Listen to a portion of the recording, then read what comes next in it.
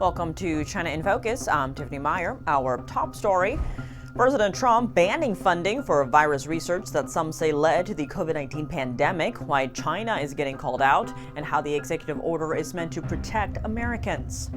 It's a big deal. It could have been that we wouldn't have had the problem we had. Two Chinese nationals and a California man plead guilty for money laundering tied to drugs and a Chinese criminal network. U.S. Customs and Border Protection says it seized more than 4,300 fake IDs in April. How border officials are reacting to counterfeit imports.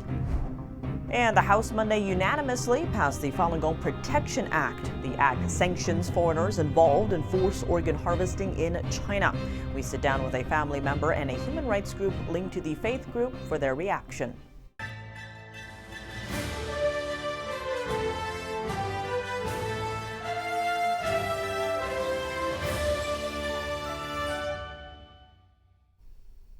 President Trump signed an executive order Monday to ban all federal funding of gain-of-function virus research in countries like China. The administration warns that China is engaged in a bioweapons arms race that could likely endanger Americans. Iris Tao reports from the White House. And President Trump on Monday signed a new executive order banning all federal funding of risky gain-of-function research in countries like China, where the administration says lacks proper oversight of such dangerous experiments. It comes after U.S. intelligence agencies said that the COVID-19 pandemic most likely came from a lab leak in Wuhan, China. And President Trump, reiterating he's a believer of the lab leak theory, says such a ban could have likely prevented the COVID outbreak. Many people believe that gain-of-function research was one of the key causes of the COVID pandemic that struck us in the last decade.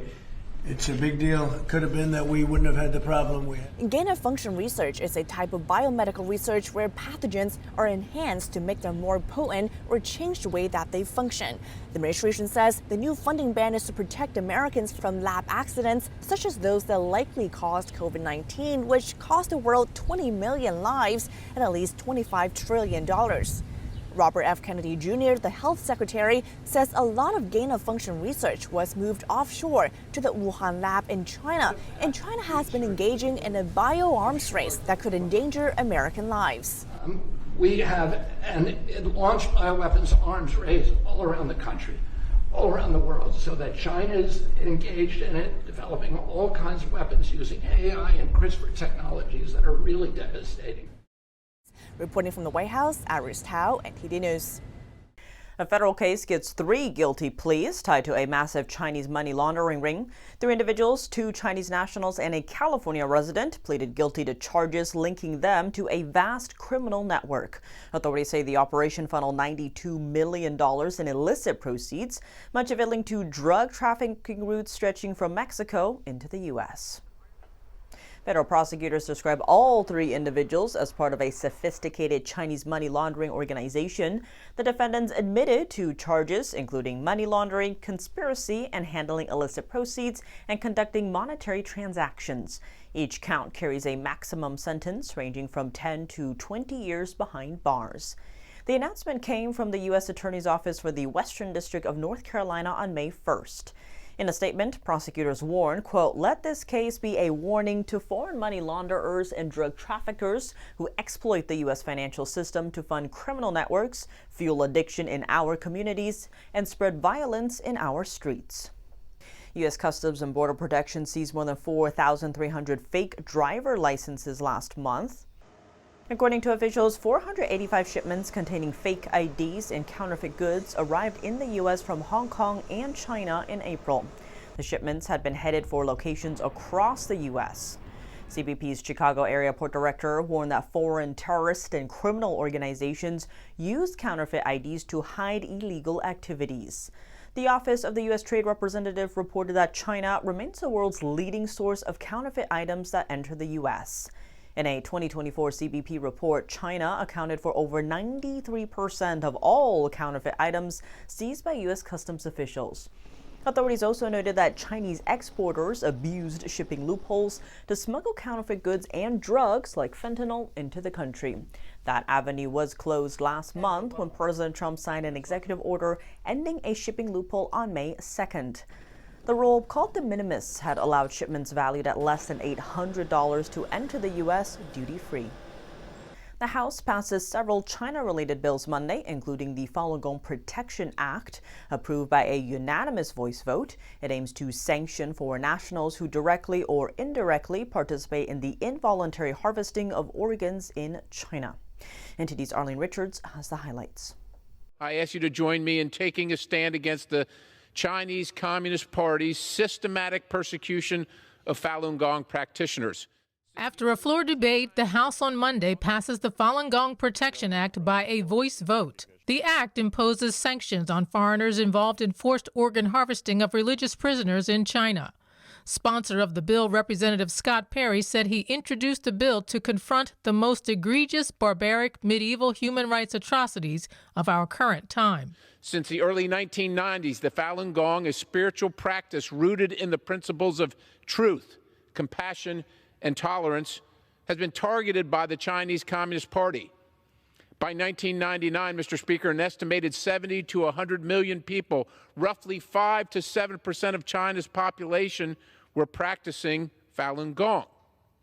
This popularity triggered a brutal response from the CCP, unleashing a campaign of illegal detentions, forced labor, torture, and most horrifically, forced organ harvesting, a practice that amounts to mass murder. Florida Representative Brian Mass said the House has been raising alarms about organ harvesting for decades. He explained the Chinese Communist Party's methods. These detainees, often imprisoned for their beliefs, are subjected to medical procedures that other prisoners are not.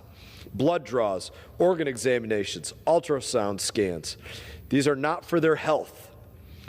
These are the results, are then entered into a database, turning them into a human inventory for a state-run organ harvesting system. In an interview with the Epoch Times after the vote, Perry explained why the vote was important. But it's been too easy for all countries, including the United States, to just turn a blind eye to what we're pretty confident is happening, which is horrific. This ends that. The House vote is just the first step in the Act's journey to becoming a law. It next goes to the Senate for a vote and then to the president's desk. Perry had a message for the Senate. For any senator that says no, we want to know why you approve of forced organ harvesting. Like we want to know that answer. If you're worried about China, the relations of America with the Communist Party of China, are you then telling everybody in the world you're okay with them killing people and taking their organs out just because they can? Arlene Richards, NTD News. Witnessing the Falun Gong Protection Act pass on the House floor has brought hope to tens of thousands of people. That includes family members of Falun Gong practitioners. Zhou Zhiding, a Chinese young man who lives in New York, is counting the days until he can see his father again. Over a year ago, Chinese authorities arrested his father and threw him in prison because of his faith in spiritual meditation practice, Falun Gong.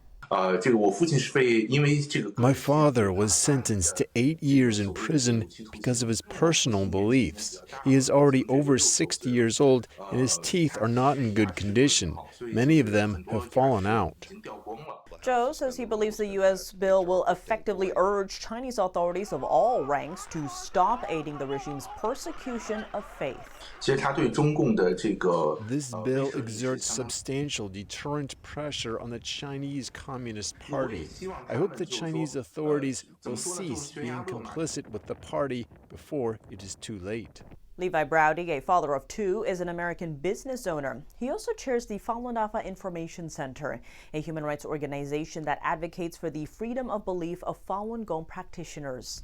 As for why he believes passing the bill is important for America, I think the impact, first of all, for Americans would be it would stop having our people, our institutions, unwittingly, of course, be complicit in this terrible atrocity. Zooming out, the Chinese regime has exported its persecution of faith to U.S. soil. An American business whose employees are Falun Gong practitioners were attacked by bomb threats, among other serious plots.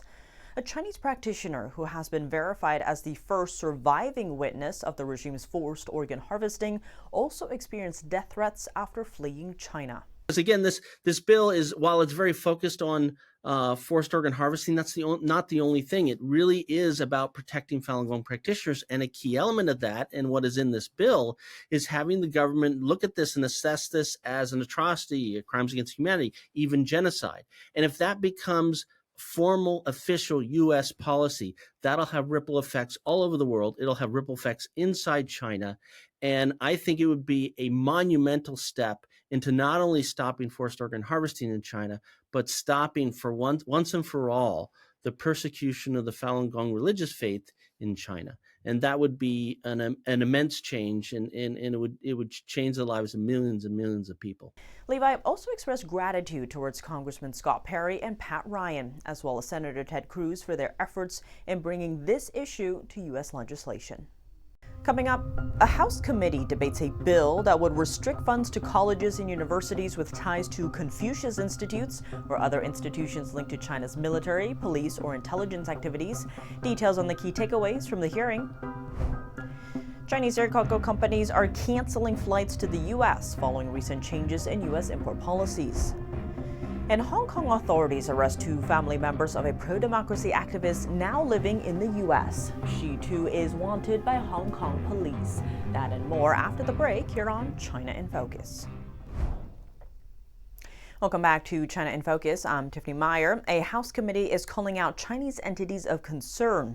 Lawmakers discussed a bill Monday that would limit federal funds to schools with connections to Confucius Institutes or other CCP-linked programs.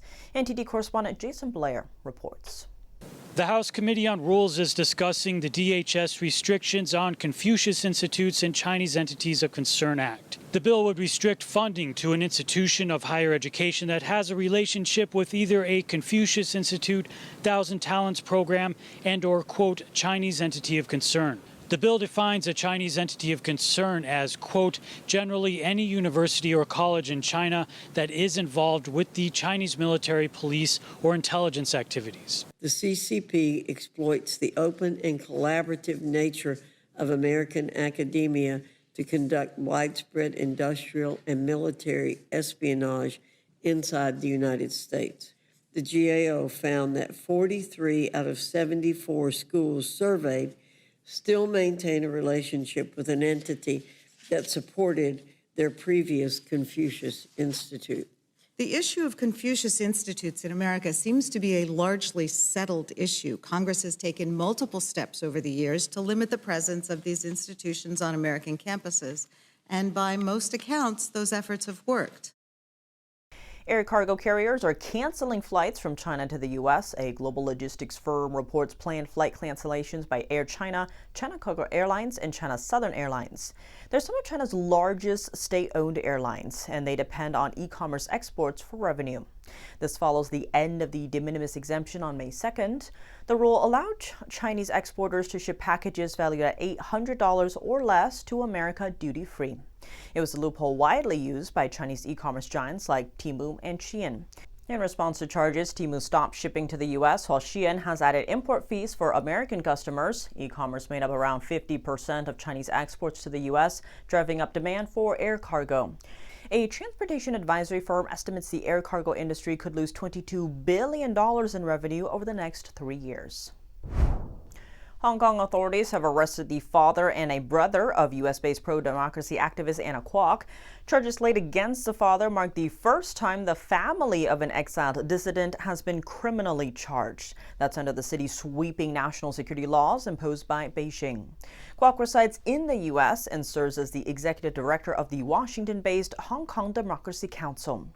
In July 2023, she was placed on a wanted list by Hong Kong's National Security Department after urging foreign governments to impose sanctions on Hong Kong and Chinese officials. The European Solar Energy Group is calling for more secure measures to stop Chinese remote access to European electric grids. Here's more. The European Solar Manufacturing Council represents solar energy producers in Europe. The group is concerned about key pieces of equipment called the solar inverters or photovoltaic inverters. that converts solar power into usable electricity. Most of these devices are made in China. The group is concerned that Chinese manufacturers could use these devices to shut down European electrical grids remotely.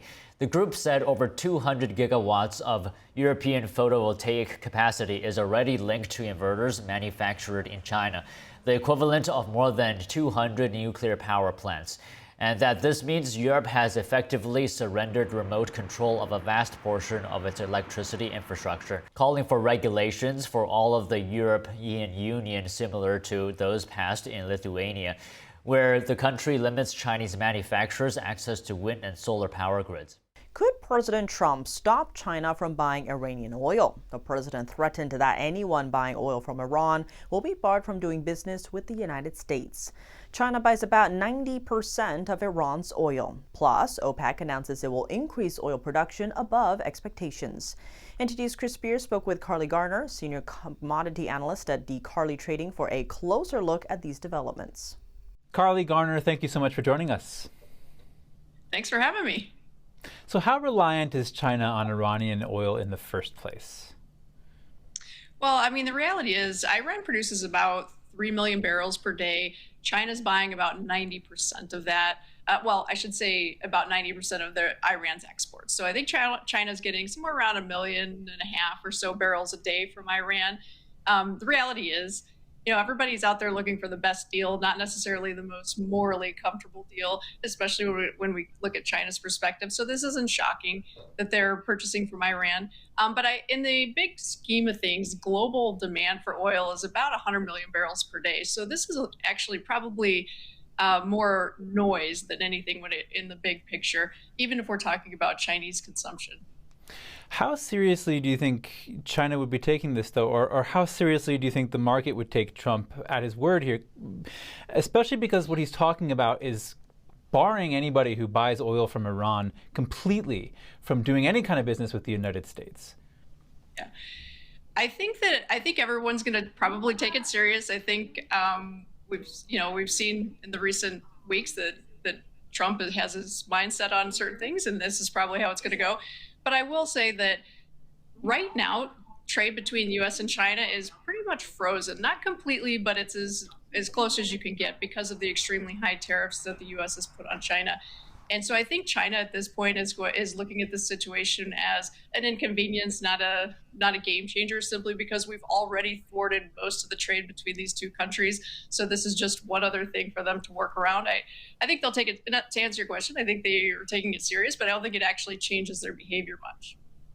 All right, you mentioned OPEC. Let's switch gears here. They said they're going to cut oil production by 411,000 barrels per day in June. How big of a cut is that, and how is this announcement affecting oil trading? Well, what it does is it kind of changes the mindset in oil. Prior to what I'm calling this the OPEC put. OPEC has worked really hard to keep prices above 65, and they've been giving up market share for a couple of years to make this happen. I think now they've basically pulled back and said, we're no longer going to support the market.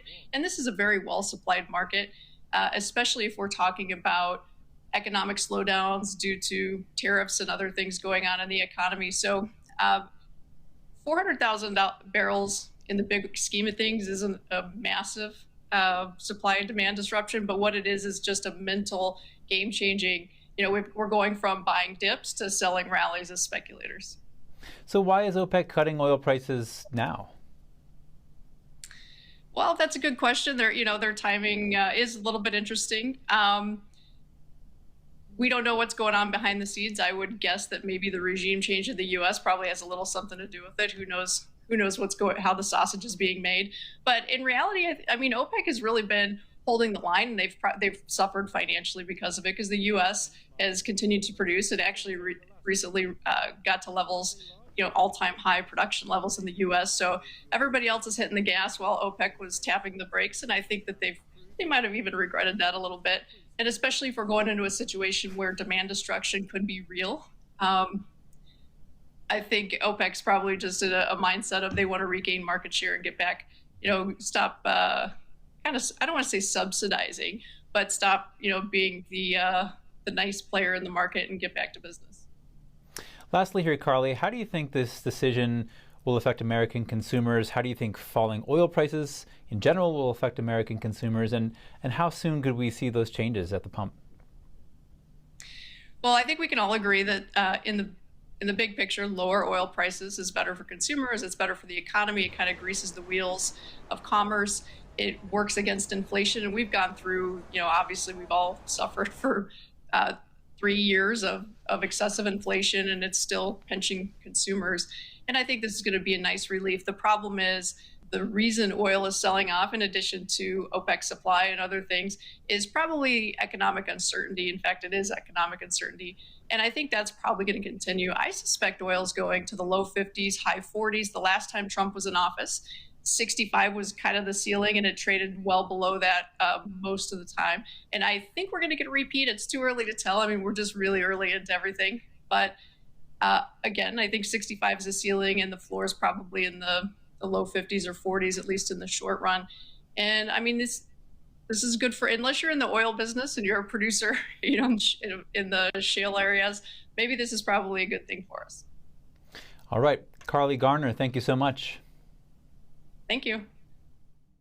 That's all for today's China in Focus. I'm Tiffany Meyer. If you have any feedback on the show or have something you'd like to see us cover, send us an email at chinainfocus@ntd.com. We'd love to hear from you. For on-the-clock original news coverage, visit us at ntd.com or download our NTD app. Thanks for watching. See you tomorrow.